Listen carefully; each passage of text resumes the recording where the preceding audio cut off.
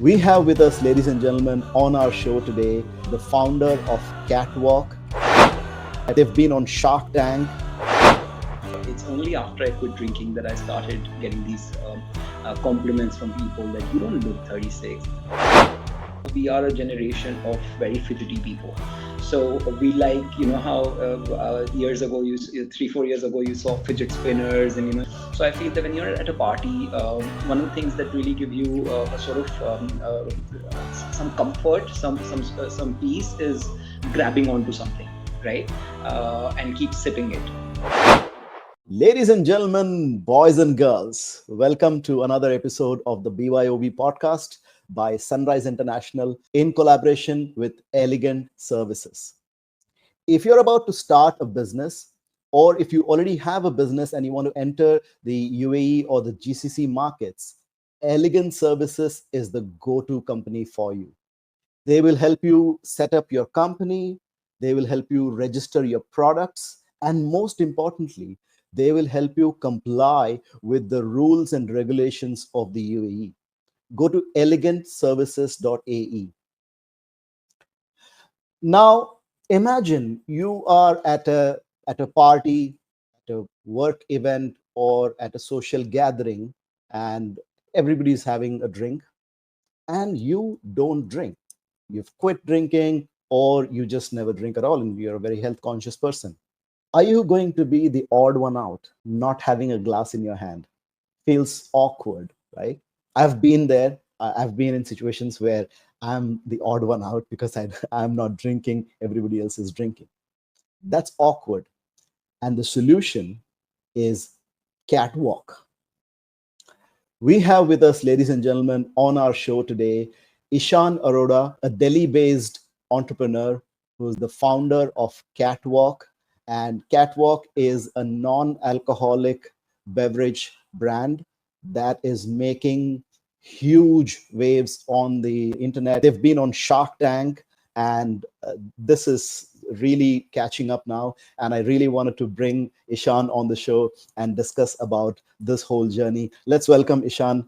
Ishan, welcome to the BYOB Podcast. Thank you for having me. It's a pleasure being here. So, Ishan, like we were discussing just before we started the interview, right? The first thing during for the introduction, I was asking you if you're a Gen Z, right? If you're from the Gen Z generation, and you said, no, you're millennial. So to me, you look like very, very young. You look like a Gen Z. So let's start with that. How do you do this? No, firstly, thank you. I am far from Gen Z. I turned 37 this year. So, but yes, first and foremost, God is kind, great genetics. But more than that, I think you have to sort of work hard towards it. You have to work out. You have to take care of your body. It's the one thing that you're blessed with, and that's going to stay with you forever. So I'd like to watch what I eat, work out, and sort of take care of myself. The other thing that I was just telling you, and I can reiterate myself, is that before I actually quit drinking, which is now like a little more than 2 years I've been sober, no one ever said that I look younger than my age. But it's only after I quit drinking that I started getting these compliments from people that you don't look 36, you don't look 37. So I feel that there's a huge impact that alcohol has on your skin, on your face. We'll get into the impact later, but yes, after quitting drinking, I think I started looking much younger. It has made a big difference, right? In your health wise, and also like you just feel good about yourself. I quit drinking 4-5 years ago, maybe more. So you're much more senior than I am in the world of sobriety. Well, welcome to the club. Thank you. Great club to be a part of. You're like I mentioned in the introduction, right? This is an issue that when we're out with our friends or with in a social gathering, and everybody else has a drink in their hand and we don't, it is kind of awkward. Okay, what has your experience been with this problem so far? Let's before we come to the solution, let's talk about the problem. So look, there are two things that I really sort of that stand out to me when it comes to social drinking. One is that we are a generation of very fidgety people. So we like, how years ago, 3 4 years ago, you saw fidget spinners, and you saw those they would sell those switches to, like, or like people would click their pens. So I feel that when you're at a party, one of the things that really give you a sort of some comfort, some peace, is grabbing onto something, right? And keep sipping it, because we're all yes, we are social beings, and we like to socialize, but so people sort of make everybody anxious, and it depends on where you are standing. So having a drink in your hand, keep sipping on it, sort of addresses your fidgetiness, and helps you relax, right? Now, what is inside the glass is not really something that matters to everyone. I've noticed that there are people who can socialize, who can party without getting drunk, without feeling tipsy. um, we wanted to target those people, because if you want to get drunk, then you're not my audience, or like my brand's audience, because that's something, you have a plethora of products you can dive into, so to speak. uh, but if you're looking to socialize, if you're looking to hold a drink in your hand, we can really help you, give you that drink. It's healthy, it's functional, it's tasty. It's going to mimic the taste of the classics it's inspired by, but it'll also be a very flavorful drink. The second part, Sachin, that I feel is something that I realized myself, that a lot of people keep saying that, how do I socialize if I won't drink? How do I deal with people, and how do I dance, for that matter, at a party if I'm not drinking? And I always tell them that if you look at your whole life, the first half of your life, or maybe for some people more than the first half of your life, you did all that without alcohol. So what changed? Right? Why suddenly, as a school kid, you would dance anywhere you would want to. You would talk to as many people. You would not care about sounding stupid. Why do you care now? So I sort of, when I was trying to quit, and the first 2 3 parties I attended, especially Indian weddings, I tell you, yeah, you have to sort of, drinking is a norm, right? And I attended this wedding, and I told myself, I said, I'm gonna act like I'm a child today. Like, like I'm back to like 14 or 15 years old, because I remember it would be really hard for my mother to pull me out of the dance floor when I was a kid. And I was like, okay, let me see. And I did that, and Sachin, it worked. Mm. It was just like a, just a mindset that was sort of It's in your occupying. mind, isn't it? Yeah, Yeah. it's all in your mind. And Yeah. same thing goes with talking to people. You are a smart individual at the end of the day. There's an Italian saying, such, and it says "in vino veritas," right? Which loosely translates into, under the influence of alcohol, you say the truth, right? So my point is that you're just hiding the truth. Your true personality is a fun personality, and it's coming out after you drink alcohol. So it's not hard to quit. Yes, there's a lot of stigma now involved in terms of social drinking, but I feel if you put your mind to it, and you really wish to, sort of indulge in that self-care, self-love, Mm. you should be able to. Anybody should be. If I can do it, if you can do it, Sachin, you know how we were, right? So we remember the years that we used to drink. So I'm sure Yeah, people can as well. absolutely. And let's also talk about uh, the journey of Catwalk, like before you got to the point of being the founder of Catwalk. Let's go back. Okay. Like if we were How bad? to let's talk about, tell us about your parents, your childhood memories, your siblings. Where were you born? Let's start from there. So I was born in a very small town in UP, Uttar Pradesh, in India. It's called Muzaffarnagar, and my family is from Muzaffarnagar. And if you want to go further back, my family was from some part of Pakistan, and we migrated to Muzaffarnagar Hmm. after the partition. But I was born in 1988 in Muzaffarnagar. I was 5 when my family moved to Delhi. My father's work was here, so he decided to move the whole family here. And I always say that, I might have grown up in a big city, but within the four walls of my house was a small town. My father, my mother, they sort of never raised us as big city kids. We were always these small town kids who were, living in a big city, which, by the way, I really like about myself and about my siblings. So yes, I have two elder sisters. Both my parents have always been in business, so I saw them doing their respective businesses all my life growing up, and I saw them, sort of.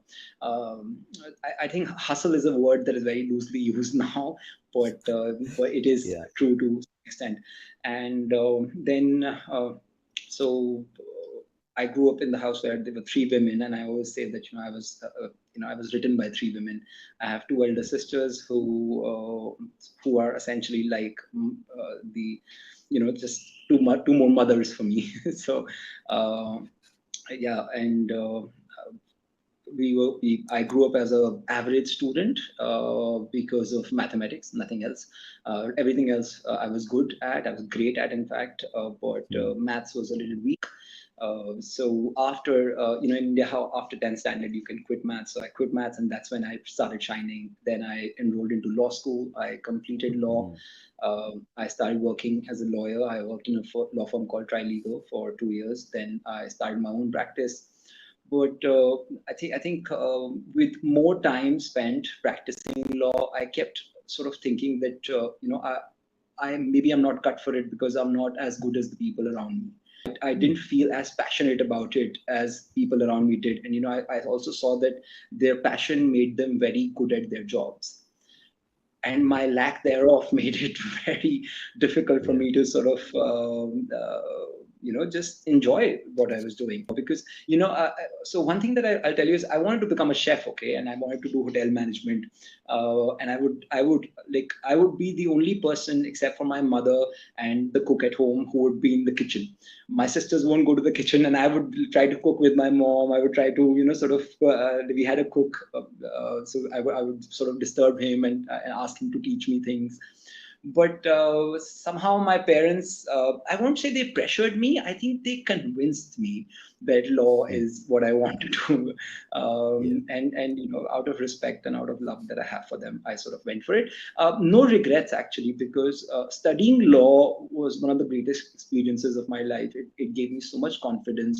And in a country like India, knowing law is comes in handy all your life. So Yeah. And also, like, this is a point that I want to make about parenting. And your parents always want you to have a good life, right? And absolutely, when absolutely. when we are in a society where parents dictate what, I mean, back in the days when parents used to dictate what the child will study, they Yeah, always try to tell you to do what they think has the best chance of success professionally, financially for you, so that you can have a good life. That's all they want always, right? absolutely, absolutely. And I think when I told my parents that I want to quit law, I think they were like, the first reaction, of course, was really they were shocked to hear that I want to quit law and I want to travel to study music, art, and design and all these things. So I sort of had to convince them a lot. Yes, my sisters really helped me change their mind. And then after sort of convincing them, I was DJing in Delhi because I just wanted to do anything with music, right? I quit my job, I was DJing, I was making music, and then I thought that I'll get myself enrolled to a good music school. I went to London, studied there, studied music first, then I went to Boston to study music further. Then I studied design and art in New York. I came back to India uh, to realize that I want a life in sort of a creative field, right, in a creative industry, because I wanted to create something, and not just sort of have a and nothing against 9 to 5, but I sort of wanted something more.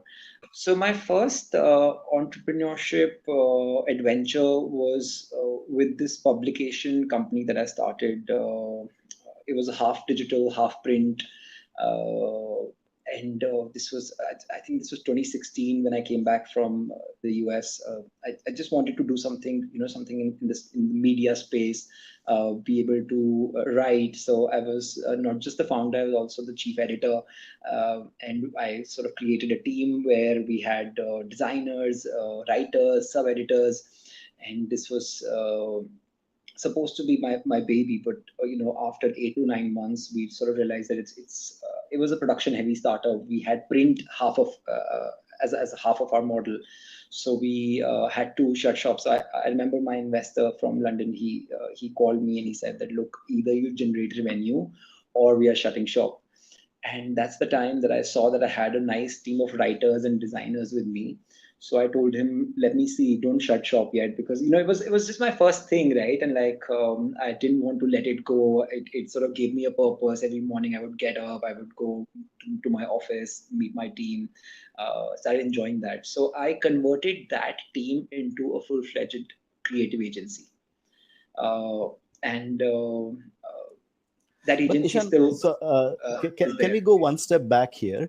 The Sure. if we can, like, the printing, or the business that you started after you came back in 2016, Mm. right? And you said you had an investor from the UK. Uh, Yeah. Help us understand, someone who's watching this wants to start a business. They're in there Mm. at the beginning of their career. You found an Mm. investor to help you with the financials. So walk us through that. How did you find that investor? How did it work? So while I was living in the UK, he was now he's a dear friend, and I really respect him for what he's done for me.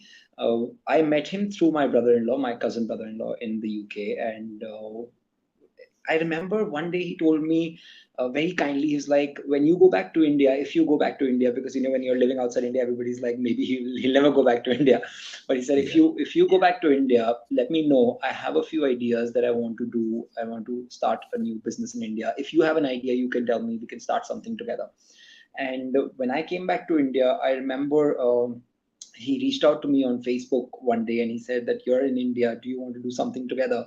So it was not just, I won't say, I think I'm going to correct myself. He was not just my investor, he was a partner. This was Mm, partly his idea as well. And mm, turning it into an agency was today in hindsight, it was a blessing that I decided to do that, because of that agency, I have everything today that I have. Even Catwalk wouldn't have happened if the agency wasn't there.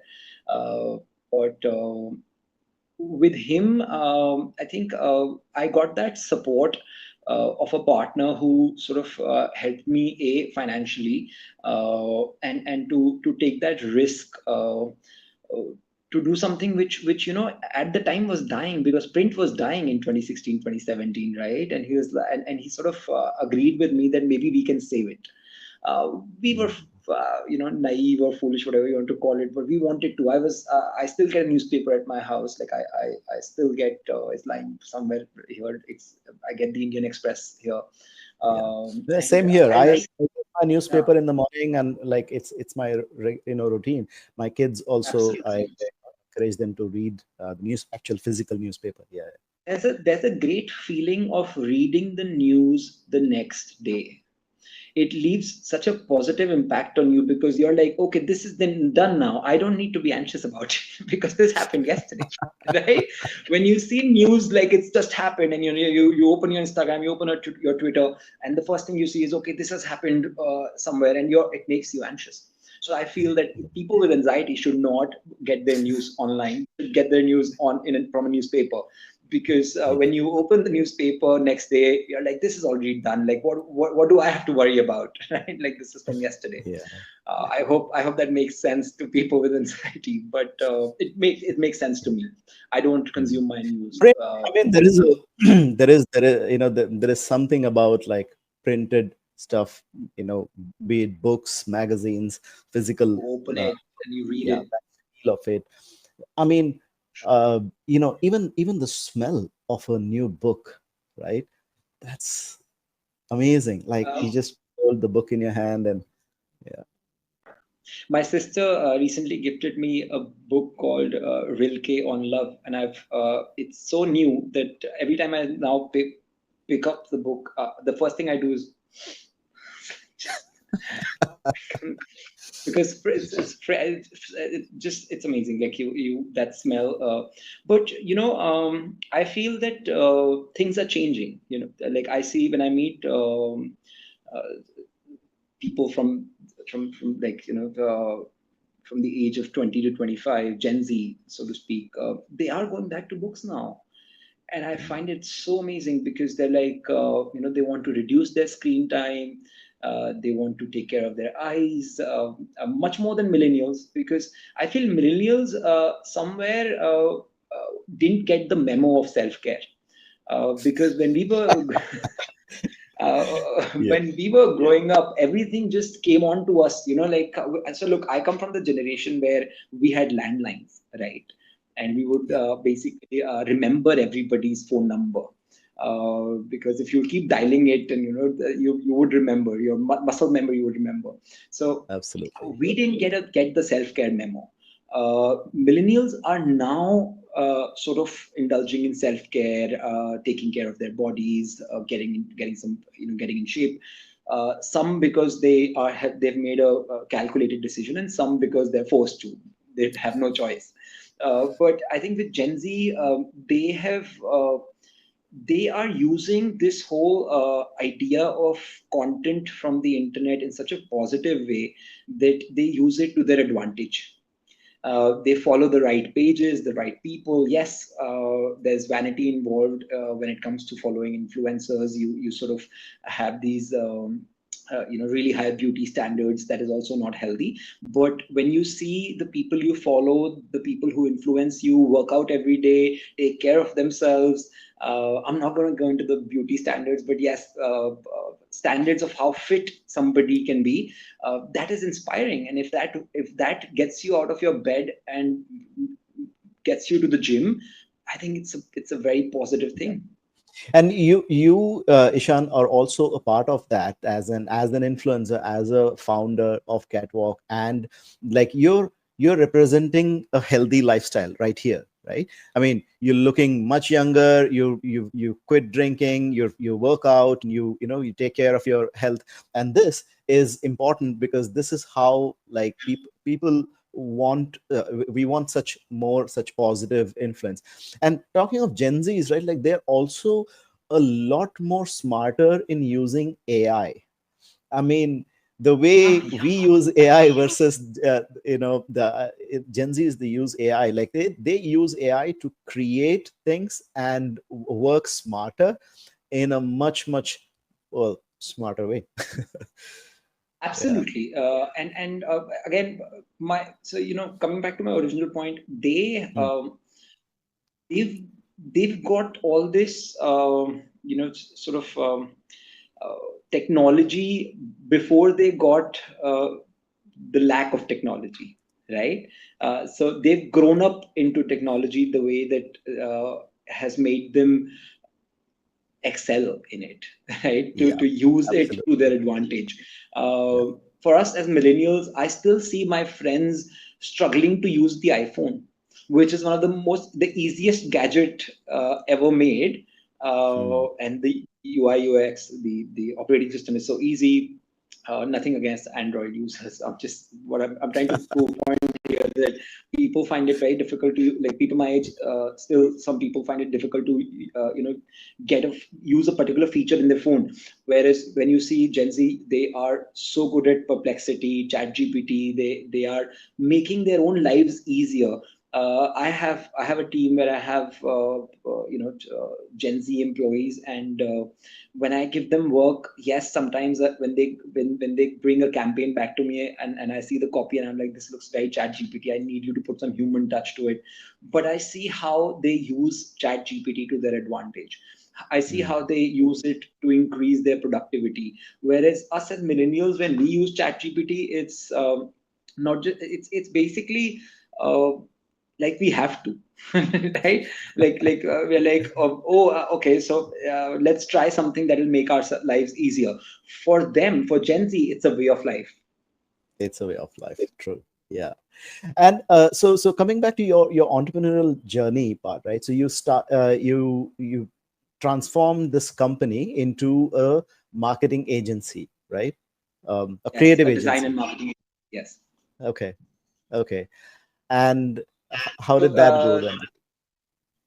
so the first couple of years were a little difficult because we didn't get any clients, and we would sort of struggle to find business. But I realized that one other thing that I'm sort of good at over and above being creative is business development, sales. I can talk my way out of situations. I can have a conversation, and you and I both know that sales is mostly about that. There's nothing much. If you can talk, you can sell something. Of course, you have to talk Absolutely. sense. Needless to say, but I picked up the role of business development and the creative head at the agency. I am still working at the agency, but now I sort of just overlook the finances, and I have a CEO, I have a creative head, I have a design head who runs the show now, while I focus on Catwalk. So Mm. 8 years of the agency, but Sachin, I always wanted to have my own brand because you work with startups, you work with established brands, you give them a campaign, you tell them that okay, this is what you suggest as their communication strategy, and then they reject it, and then they still hire you, but they want you to do what they want for their brand. So you keep feeling this like the shackles of client agency relationship where you have to say yes to the client, and I kept thinking that when I have my own brand, I will have a say in what my brand has to communicate, what it will stand for. uh, Clients don't let you go to the product side because you're just an agency. Why are you looking at our product? Don't teach us how to sell. Don't teach us about our product. Don't teach us about our industry. Do your job, which is give us a hashtag, design the creatives, and let's move on and get paid, of course. So the Mm. most beautiful part of all of that being is get paid. So we sort of succumb to the pressure from the client, and we also succumb to the fact that we have to keep the lights on, we have to pay our bills. So we accept the client's Mm. creativity, and we go ahead. But for 8 years, I kept thinking, I'm gonna have my own brand at some point. But I always wanted to do something which stands for something that I believe in. Right? It can't be just any product. There were a couple of ideas that I started working on while I was working as the creative head at the agency. Uh, but both of them, one of the biggest reasons that they never came to life is because I couldn't find the right partner. Look, my forte has always been to be creative, right? Mm. Operations is not my forte. Manufacturing is not my forte. Finance, oh, hell no, it's not my forte. Yeah. Maths, I remember I told you, Math, right? my Yeah. बचपन से yeah, दुश्मनी है uh, math. yeah, and my friends still do this to me when we go to eat dinner. They would basically, as the bill comes, they would give it to me. They'll be like, "You divide it." And I'm like, I was like, "Don't do this to me." So anyway, so, yes, and during I think the second or third year of my agency, I met this really cool guy, really good at operations, really good at and finance, and just he was this street smart guy whom I started looking up to for the things that I didn't know how to do, and I saw that there was a mutual admiration because I could do things that he couldn't do. And one day I was sitting with him, and he said that we'll start something together. He was a client at the time. He said we'll start a brand together. You do the brand side, you do the marketing, you do the branding, you do be the creative guy. I'll sort of be the operations and manufacturing guy. But we'll start something together. His name is Amir Khan, and he is my co-founder in Catwalk. He's not the actor Amir Khan I wish he was. He's still Yeah. of great value to me. Uh, so Mm. him and I, we kept meeting. Like even after we ended the project, we kept meeting. I kept doing little things for him as his agency, We started having these lunches, and in one of these lunches, he came over, and I was really hungover, Sachin, and he was like, you look like shit. What Hmm. happened? And I was like, like I went out. This is Sunday Partied. lunch. What do you Yeah. expect? You're Yeah. coming at my to my house at on a Sunday Yeah. afternoon. What do you expect? I'm gonna look like shit because I went out last night with my friends. Hmm. And he was like, why do you drink so much if you can't sort of if it troubles you so much next day? The first reaction I had was not like, because I have fun and like I want to, and it's something that I have to. My first reaction to what he said was, because what else do I do? What else do I drink if I'm outside?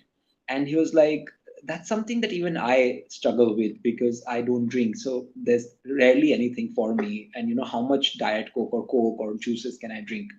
So I was like, and I call him Amir Bhaiya because I've known him for 8 9 years. So when nobody's in the room, I call him Amir Bhaiya. Otherwise, in meetings, I call him Amir.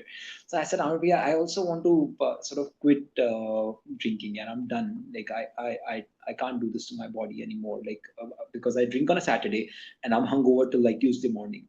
Uh, I'm drinking, so my sleep goes for a toss. I am anxious the next day.